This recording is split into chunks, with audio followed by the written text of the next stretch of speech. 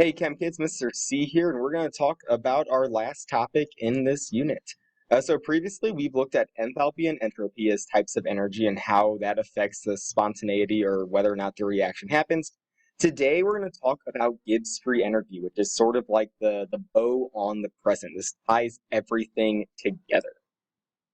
So Gibbs free energy, or that delta G, is basically the energy available to do work. It tells us how much energy is there, how much we have. It is our budget. It is going to be the ultimate decider on whether or not a reaction is spontaneous. So, delta S and delta H, usually they do agree with each other, but sometimes they're not going to agree. Sometimes one will tell us it's spontaneous, the other is going to tell us it's non-spontaneous. Well, delta G is sort of the ultimate decision maker there. This is the guy that, he's going to tell you whether or not this reaction has happened. This is the final word.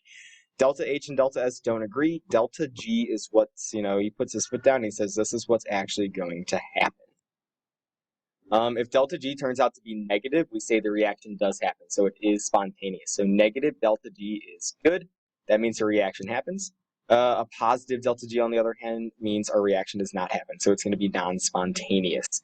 It won't happen. And this doesn't mean that the reaction can't happen. It just means that it's not likely to happen. We just have to put energy into the reaction for this reaction to occur. So it could happen. It's just not going to happen naturally. It's not going to happen easily. It's not going to be a fun process. We got to put a lot of energy into habit, but it could happen. But in terms of naturally happening, a negative delta G is spontaneous. So those are ones that are just going to happen, and they just happen because they want to happen. Whenever we look at delta G, and scribble all this mumbo gumbo out down here, stupid Mr. C. But delta G, like I said, is dependent on enthalpy and the entropy. And the exact way is going to be delta G is equal to delta H times T delta S. So it's the enthalpy minus the entropy, but we multiply that entropy by temperature because entropy is very temperature dependent. The higher the temperature, the higher the entropy is going to be. And it's not like a little dependence. It's not like it changes a little bit. It can change a lot with the temperature because we're multiplying by the actual temperature itself, and the temperature is typically going to be in the hundreds or maybe even thousands. So it's going to go up quite a bit. So the entropy is, say, when the system's at 100 degree Kelvin compared to being at 1,000 degree Kelvin is going to be a factor of 10. So it does change significantly. One note is we do have to be careful about our units. Delta H is usually, it has that kilojoule attached to it, whereas delta S is in joules. So we do need to convert this. And the easiest way to do that is we're going to take our delta H and we're going to multiply it by 1,000. So if our delta H is in kilojoules and our delta S is in joules, we just multiply delta H by 1,000 and boom, we're now in joules per moles. Delta S is in joules. Everything's in joules. We're happy. Everything is good to go in the world. I hope you can hear the escadrille down there. We're really jamming out. I'm kind of vibing with it right now. It's very free. It's very free spirited. Just like Gibbs free energy. Free energy, free. I don't know.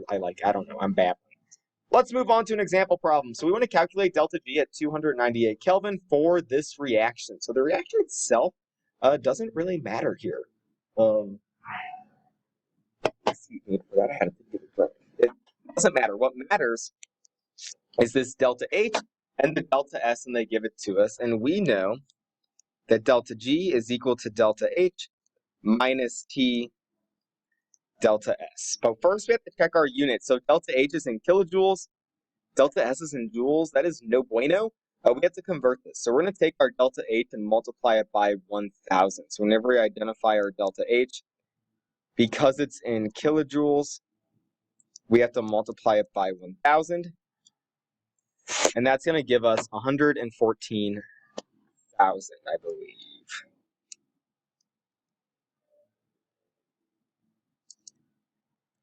Having like a brain fart. Yeah, 114,000-ish. So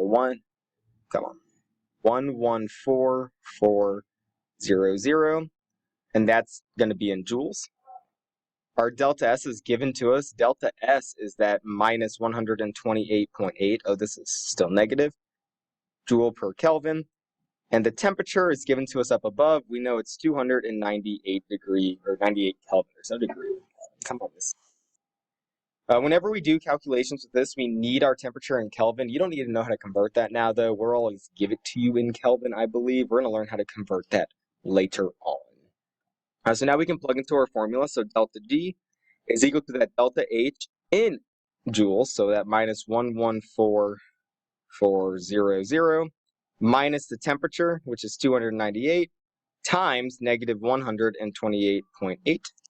I can plug that into my calculator. So minus 114,400 minus 298 times a negative 128.8.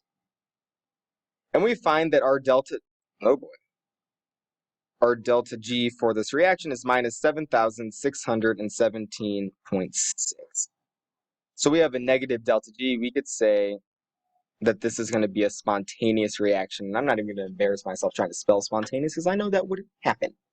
But that's how we calculate delta G. The hardest part or the trickiest part is always to remember to convert that delta H. So if it's in kilojoules, multiply it by 1,000. If it's already in joules, you're good to go, my friend. So spontaneous reactions, and that's all this RxN means. Reaction. We like to complicate things in chemistry, but spontaneous reactions are favored by decreasing enthalpies. So a negative delta H is good for a spontaneous reaction and an increasing entropy. So if you have a negative delta H and a positive delta S, that means that our reaction is good and it is going to happen. So we have negative delta H, positive delta S. Both of those mean a spontaneous reaction, and the opposite is for non-spontaneous. A positive delta H and a negative delta S are going to be our non-spontaneous reactions. And this is just sort of summing up everything. So whenever we're looking at delta G, that ultimate decider, a negative delta G is spontaneous, positive delta G is going to be non-spontaneous. Whenever we're looking at delta S, though, a positive delta S means more disorder, which means it's spontaneous, whereas negative delta S means more order, and it's going to be non-spontaneous. So positive delta S, negative is spontaneous, negative is non-spontaneous. And then delta H, that enthalpy.